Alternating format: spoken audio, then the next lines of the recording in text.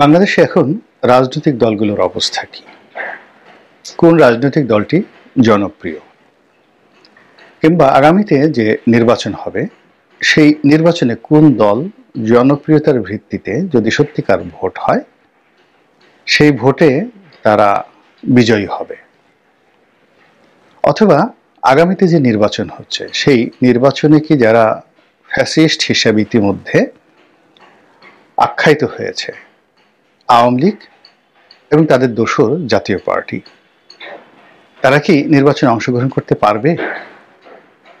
এসব নিয়ে আলোচনা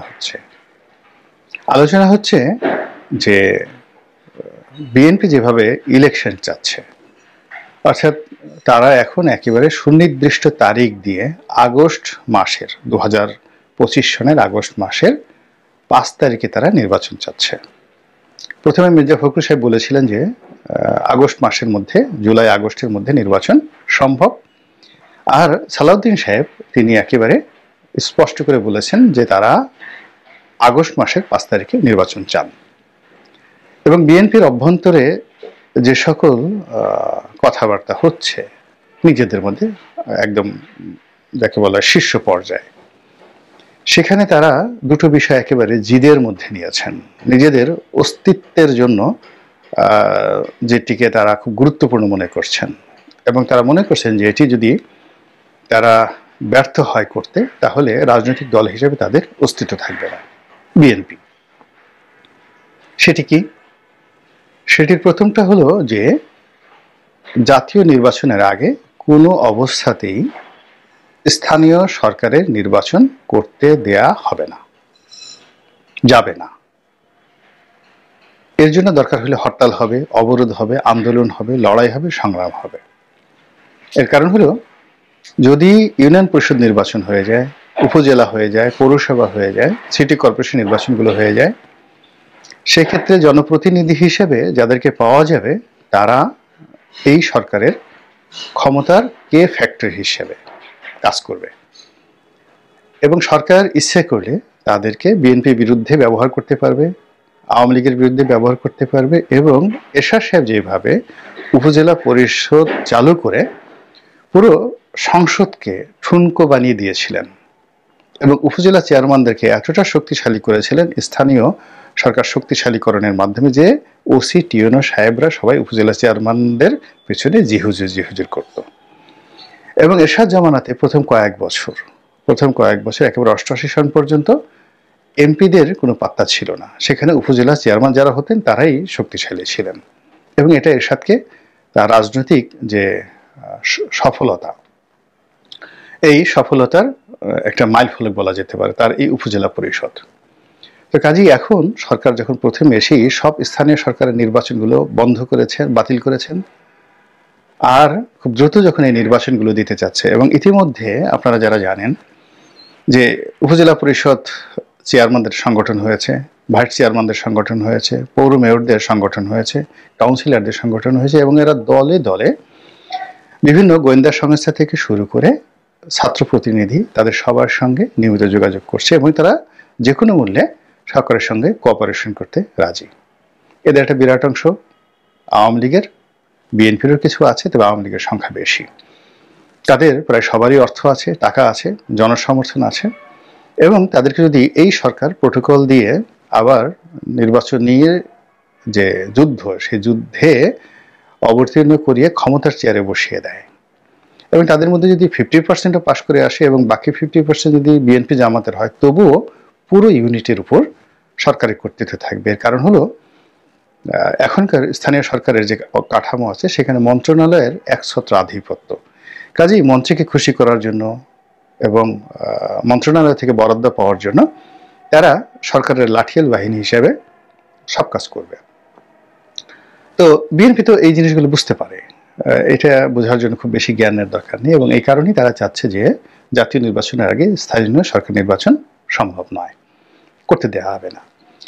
দ্বিতীয়ত, তারা আগস্ট মাসের কথা বললেও ডিসেম্বর 2025 সনের মধ্যে যে কোনো মূল্যে তারা নির্বাচন আদায় করে নেওয়ার জন্য বদ্ধপরিকর এবং তারা মনে করে যে তারা যদি এই কাজটি করতে না পারে তাহলে শেখ হাসিনার জামানাতে তারা যেভাবে প্রতারিত হয়েছে তারা যেভাবে ব্যর্থ হয়েছে 2026 সনে বিএনপির রাজনৈতিক অঙ্গনে কোনো কর্তৃত্ব থাকবে না এবং পুরো রাজনৈতিক কর্তৃত্বটি তখন যারা এখন সরকার পরিচালনা করছেন তাদের দয়া মায়ার উপর নির্ভর করবে। তারা যাকে চাইবে তারাই বিরোধী দল হবে, তারা যাকে চাইবে তারাই সরকার গঠন করবে, সেটা ছাত্র প্রতিনিধি হোক, জামাত হোক বা আওয়ামী লীগ হোক। তো এরকম একটা জটিল পরিবেশ এবং পরিস্থিতি চলছে। পর্দার আড়ালে অনেক খেলাধুলা হচ্ছে।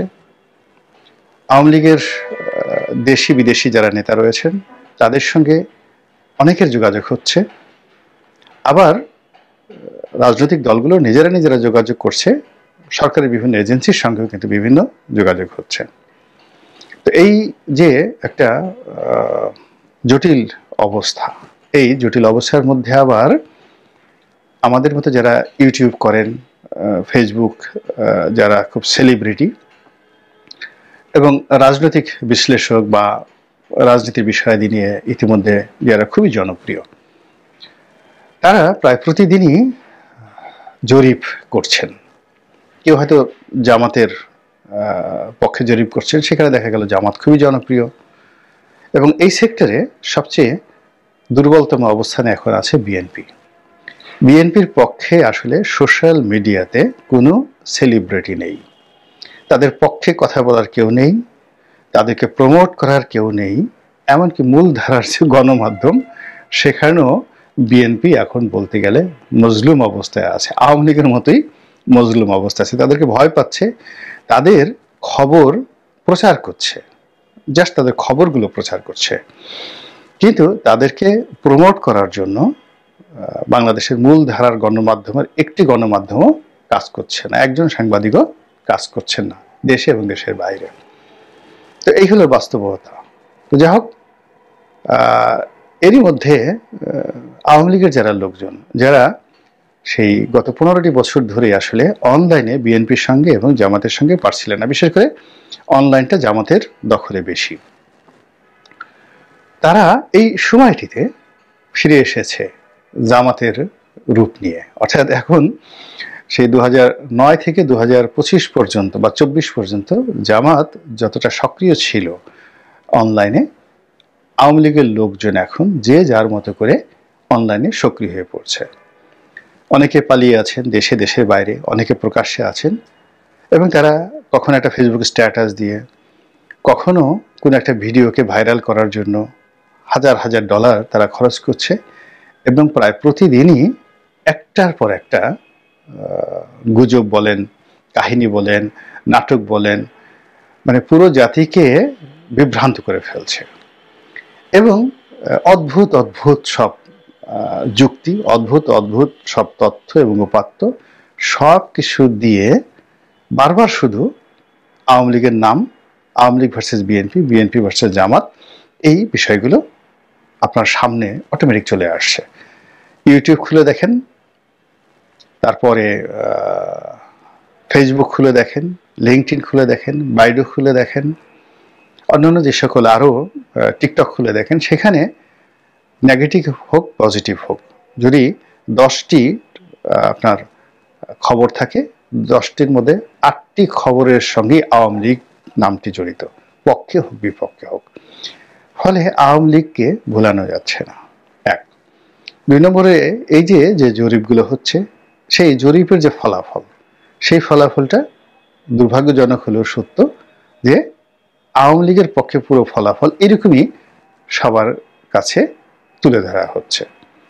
কিন্তু বাস্তবে বিষয়টা কি, বাস্তবে যে বিষয়টা কি, এটি আমরা এখনো মানে বুক ফুলিয়ে কিন্তু বলতে পারছি না। কয়েকদিন আগে যেভাবে বলতে পারতাম যে শতভাগ ইলেকশন হচ্ছে, 2 বছরের মধ্যে ইলেকশন হচ্ছে, কিন্তু এই জানুয়ারি মাসে এসে এখন সেই বিশ্বাসটা আর নেই যে ডিসেম্বরের মধ্যে নির্বাচন হবে বা 2026-এর জুনের মধ্যে নির্বাচন হবে। ডক্টর মোহাম্মদ ইউনূসের ঘোষণা মতো একটা একেবারে 100% কনফার্ম, এই কথা ডক্টর ইউনূস সাহেব বলতে পারবেন না এবং এখান থেকে আমাদের বেদনা শুরু, কষ্ট শুরু। আবার বিএনপি যে নির্বাচনটা চাচ্ছে 2025 সনের ডিসেম্বরের মধ্যে, অথবা 2025 সনের আগস্টের মধ্যে।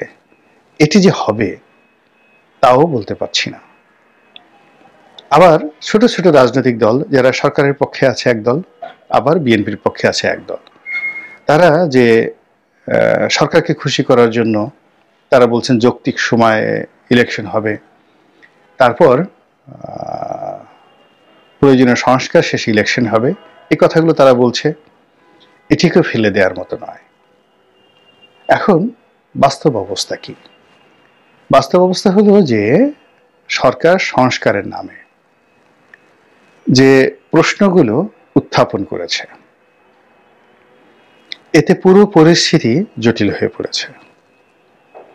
এবং সরকার ইতিমধ্যে সার্কুলার জারি করে ভ্যাট আরোপ করেছে, ফ্ল্যাট ভ্যাট প্রায় 12,000 কোটি টাকা এই অন্তর্বর্তীকালীন সরকার ভ্যাট এবং অতিরিক্ত ট্যাক্স, শুল্ক এবং অবগারি শুল্ক এর মাধ্যমে জনগণের কাছ থেকে নেবে। যদি সরকার খুব স্বল্পতম সময়ের মধ্যে চলে যাওয়ার প্ল্যান তাদের থাকতো, তাহলে এই কাজগুলো কোনো অবস্থাতেই তারা করতো না।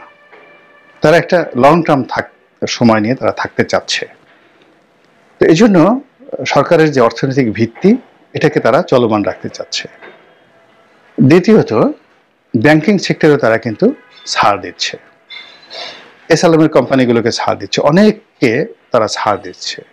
এর কারণে তারা একটা স্টেবল ইকোনমি রাখতে চাচ্ছে। কিন্তু তারা যদি খুব স্বল্পতম সময় হতো, তাহলে এগুলো নিয়ে তারা মাথা ঘামাতো না। 3 নম্বর হলো যে সবচেয়ে জনপ্রিয় দল বিএনপি। তো বিএনপির দুষ্ট লোকদেরকে তারা অবাধ লাইসেন্স দিয়ে দিয়েছে অপকর্ম করার জন্য। এরপর সন্ত্রাসীদেরকে তারা বলতে গেলে জামাই আদর করছে। সন্ত্রাসীদের বিরুদ্ধে কোনো ব্যবস্থা নিচ্ছে না। এবং আপনাকে একটা ছোট উদাহরণ দিই। যেমন গত শুক্রবার আমি নামাজ পড়ে আসতেছিলাম, ধানমন্ডি 1 নম্বর সড়ক দিয়ে ঢাকা কলেজের দিকে আমি যাচ্ছিলাম। তো 1 নম্বর রাস্তাটা যেখানে শেষ হয়, ওর মোড়েই একটা পুলিশ বক্স আছে। আর ওই পুলিশ বক্সের ঠিক উল্টো দিকে হলো আড়ংয়ের একটা বিশাল শোরুম আছে। এবং ওই জায়গাটা প্রচন্ড ব্যস্ত, রিক্সা দ্বারা সবসময় 24 আওয়ার্সের মধ্যে বেশিরভাগ সময় ব্যস্ত থাকে। তো এইরকম ব্যস্ত জায়গাতে আমি দেখলাম যে পুলিশ বক্সটা খুব সুন্দর করে তৈরি করা হয়েছে। ওটির যে সদর দরজা, ওটি বন্ধ, আর পেছনের দরজা সেটিও বন্ধ, এবং ভিতরে বেশ কয়েকজন পুলিশ বসে খোশ গল্প করছে। আর রাস্তার উল্টো দিকে, যেটি ধানমন্ডির মতো জায়গাতে, এবং তাও আবার 1 নম্বর সড়কে, কল্পনাই করা যায় না, 10 থেকে 12 জন কিশোর গ্যাং ধারালো চাকু কোমরে তাদের গুজা ছিল, সেইগুলো বের করে কাকে যেন দাবড়াচ্ছে। আর আশেপাশের লোক প্রাণ ভয়ে চিৎকার করে দৌড়ে পালাচ্ছে, কেউ একটা টু শব্দ করছে না। আর ওই যে ঘটনাগুলো ঘটছে, তার থেকে জাস্ট রাস্তার উল্টো দিকে 30 ফিট দূরে বা 40 ফিট দূরে পুলিশ বক্স। পুলিশ সেদিকে কোনো খেয়াল করছে না। তো বুঝেন যে আইন শৃঙ্খলাটা কোন পর্যায়ে আছে। একজন অভিযোগ করে বলছিলেন যে তার দোকানটা লুট হয়ে গেল, বিরাট একটা দোকান, ধানমন্ডি 2 নম্বর সড়কে সিটি কলেজের সামনে একটা খুব বড় ফার্মেসি, ওষুধের দোকান। তো তিনি অসহায়ের মতো চিৎকার করে বিভিন্ন মানুষের কাছে সহযোগিতা চাইতে গেলেন, দোকানের মালিক, এবং সেনাবাহিনীর কাছেও গেলেন তিনি। তো তিনি খুব অবাক হয়ে কাঁদতে কাঁদতে বললেন আমাকে যে সেনাবাহিনীর যারা কর্মকর্তা ছিলেন তাদেরকে দেখে, টহলরত অবস্থা দেখে আমি আমার প্রাণ পেলাম, মনে হলো যে আমি এখন বেঁচে গেছি। খুব বড় একটা ফার্মেসি, ওষুধের দোকান, সিটি কলেজ এর সঙ্গে পপুলারের ঠিক উল্টো দিকে, একেবারে সম্পূর্ণ লুট করে সন্ত্রাসীরা সেই দোকানটা বন্ধ করে দিয়েছে। তো তিনি এই ঘটনা যখন ঘটছে তখন সেনাবাহিনীর টহল টিমের কাছে গেলেন। সেনাবাহিনীর টহল টিম জাস্ট তার দিকে তাকিয়ে রইল, তার কথা শুনলো, তারপরে আবার সেখান থেকে তারা চলে গেল, ডানে বামে কিছুই তাকালো না। তার দোকানটা পরিপূর্ণভাবে লুট হয়ে গেল, এবং এখনো পর্যন্ত সেই দোকান সে খুলতে পারেনি, সেই লোক কোনোদিন আওয়ামী লীগ করেনি, জামাতের লোক হিসাবে ওই এলাকাতে ব্যাপকভাবে পরিচিত। তাহলে বোঝার চেষ্টা করেন যে জনপ্রিয়তা কমানোর জন্য কিভাবে মাস্টার প্ল্যান নেওয়া হয়েছে। এক থানার ওসি, আমি জিজ্ঞাসা করলাম, আমার কাছে অনেকে আসে, তো আমি বললাম যে ওসি সাহেব কি করেন? তো বলল ওসি সাহেব তো একটা বিশেষ রাজনৈতিক দলের। কোন দলের? উনি বললেন যে জামাতের। ভালো কথা। তো জামাতের লোক, তার তো সৎ হওয়ার কথা। রাজধানীর একটা বড় থানা, খুবই বড় থানার অবস্থা, সৎ হওয়ার কথা। তিনি কিছু করছেন না? বলে যে না, তিনি কিছু করেন না। তিনি কথা শুনেনও না, কাজও করেন না, শুধু বসেন আর বড় বড় ফুলের তোড়া আর ফল নিয়ে বিএনপির যারা মনোনয়ন পাবেন এরকম সম্ভাব্য 2-3 জন লোক তাদের বাসায় গিয়ে সকাল বিকাল হাজিরা দিয়ে আসেন। তো এই যে একটা অবস্থা চলছে, এতে স্পষ্টতই বোঝা যাচ্ছে যে কাউকে হেয় করা, ছোট করা, অজনপ্রিয় করার জন্য একটা প্রচেষ্টা চলছে, এবং যারা ক্ষমতা আছে এই ক্ষমতাকে প্রলম্বিত করার জন্য একটা প্রচেষ্টা চলছে। কেননা যত বিশৃঙ্খলা হবে, যত দুর্ভিক্ষ হবে, যত অনার সৃষ্টি হবে, এই ক্ষমতা এই সময়টাতে সাধারণত চেঞ্জ হয় না। অশান্তির সময় ক্ষমতা চেঞ্জ হয় না। তো এই দেশটাকে দারিদ্রতার কবলে ফেলার জন্য একটা গ্রুপ কাজ করছে। আর এরই ফাঁকে আওয়ামী লীগের লোকজন যদি হুড় করে ঢুকে পড়ে, তারা যদি জনমত জরিপে ভালো হয়ে যায়, এ কারণে মানুষ তো অতীতকে ভুলে যায়। যে ভুক্তভোগী, যে লোকে যাকে বললাম যার দোকান লুট হয়েছে, তো তিনি বললেন যে আগের জমানাতে তো মায়ের কোলে ছিলাম, মানে আওয়ামী লীগ জমানাতে মায়ের কোলে ছিলাম, কাউকে চাঁদা দিতে হয়নি। আমার এখানে 2-3টা দোকান, আমি তো কাউকে চাঁদা দিইনি কখনো। আমাকে অ্যারেস্ট করছে আওয়ামী লীগের লোকজন, আমি জেলে গেছি, জেল থেকে